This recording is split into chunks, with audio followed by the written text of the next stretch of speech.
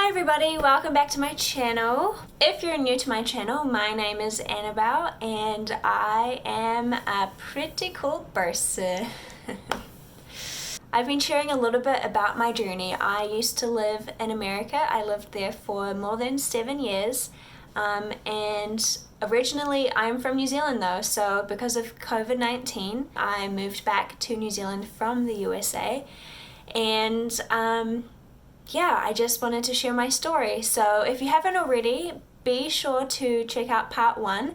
Just kind of gives an overview about how I even ended up in America in the first place and why I wanted to go and all of that. But today, part 2, we're going to be talking about the early years. So we left off, I worked at a summer camp in Ohio, and then from there, I went to university. So we're going to be talking about that, about my undergraduate experience.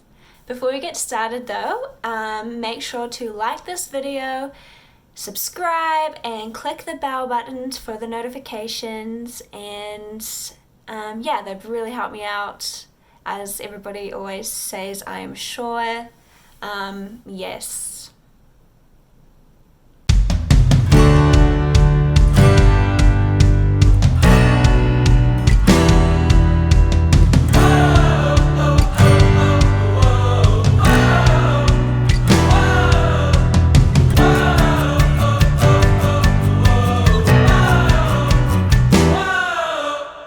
So at the end of part 1, we left off the summer of 2012, which is when I spent 3 months in the USA, in Ohio specifically, working at a summer camp. So how did I go from those 3 months to the next 7 years? Essentially, it was to do with the friendships that I made while working at that camp. And they all went to the same university. Like, there was maybe 10 of them that I worked with. They all went to the same university that was about a 2-hour drive from where the camp was. And so those friends took me to visit this university several times. The first time I visited, it was just, you know, kind of really chill. They showed me around everything. Everything looked amazing. It was a really small campus, a really small university, and almost everybody lived on campus. They were all full-time residential students, so about 1,200 people.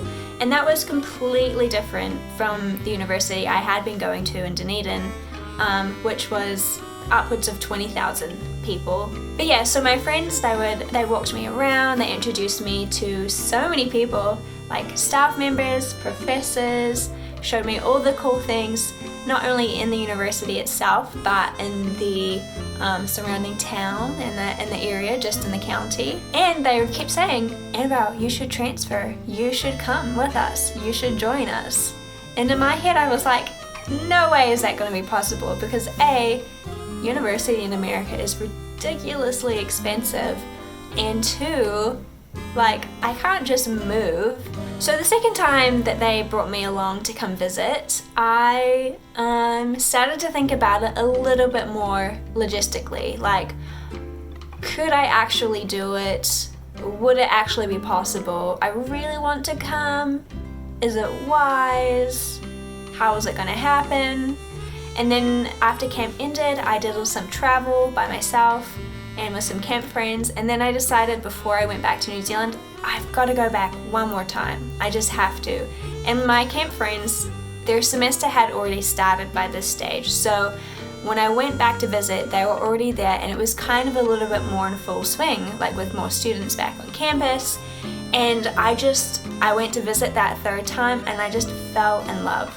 And the primary reason is because it was such a small university, and because everybody, or most everybody, lived on campus. Like, it was just a hub for community. It was a hub for relationships and forming friendships, and that just was such the opposite experience of the university I had been at, and just what my life had looked at previous to this. And so the idea of having friends within arm's reach at all times was like, heck yes, I want to come. I totally want to do that. So on that visit, I I went to the admissions office, I filled out an application, and I still knew that I did not want to do music as my major. I really didn't know what I wanted to do.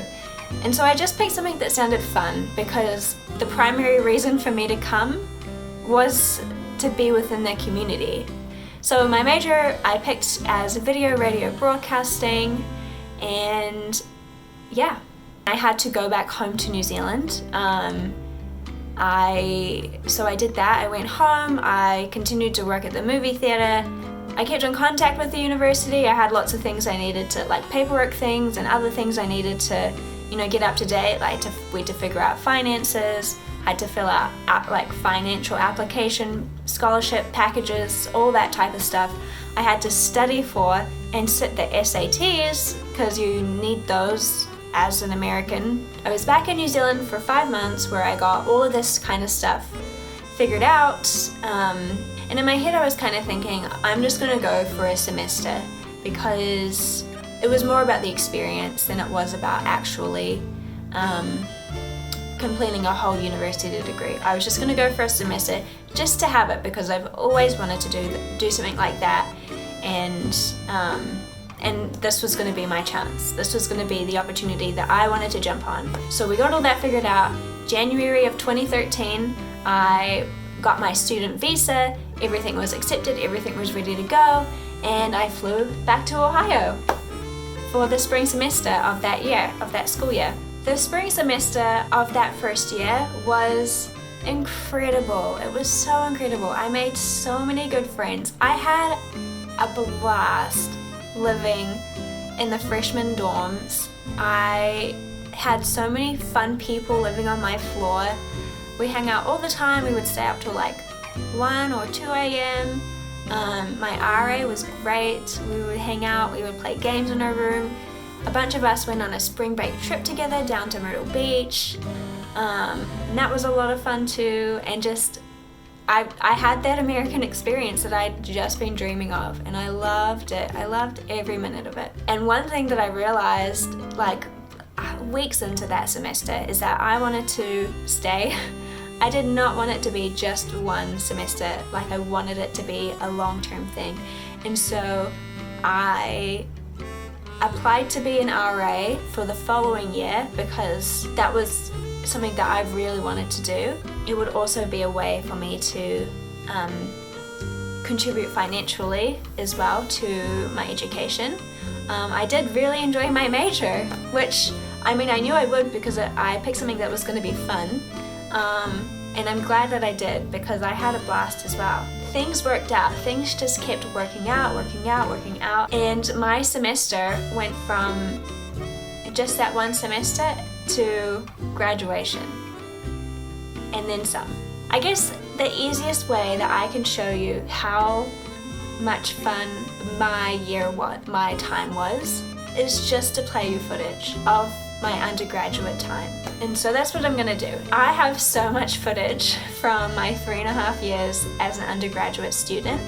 I'm just gonna play it to you. I've got a compilation, and I just hope that you enjoy it. I hope that you can see through my eyes how much fun that it was as an outsider coming to America. But yeah.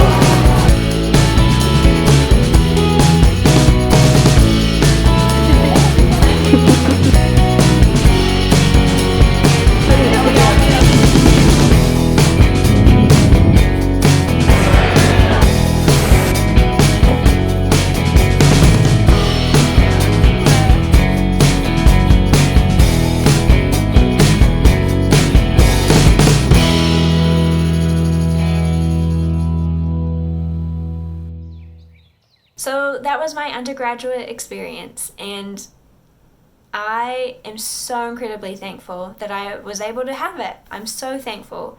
I feel incredibly blessed by just everything that happened, and it wasn't all easy, of course. It was hard at points, but it was great, and I've got a lot of stories to share as well, but I will circle back to that another time. In the meantime, that was just the first 3.5 years.